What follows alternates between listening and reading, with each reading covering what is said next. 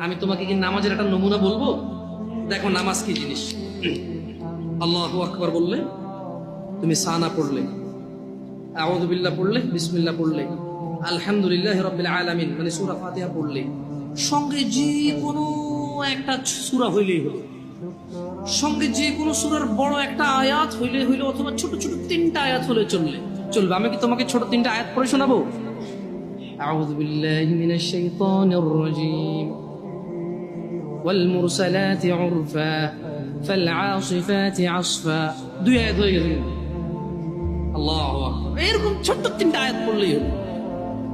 قل هو الله احد الله الصمد لم يلد ولم يولد ولم يكن له كفوا احد।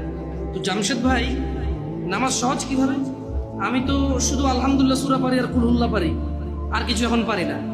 তো ঠিক আছে, তুমি প্রথম রাকাতে আলহামদুলিল্লাহ সূরা পড়ো, রুকুতে যাও। আচ্ছা, প্রথম রাকাতের রুকুতে সুবহান রাব্বিয়াল আযীম, সুবহান রাব্বিয়াল আযীম, সুবহান রাব্বিয়াল আযীম।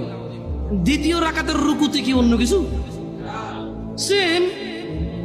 আসলে কি প্রথম রাকাতে যেটা পড়ছি ওটাই, যদি 3 নম্বর রাকাত হয় তাইলে আল্লাহ 3 নম্বর রাকাত রুকুতে সেম, ভিন্ন কিছু না।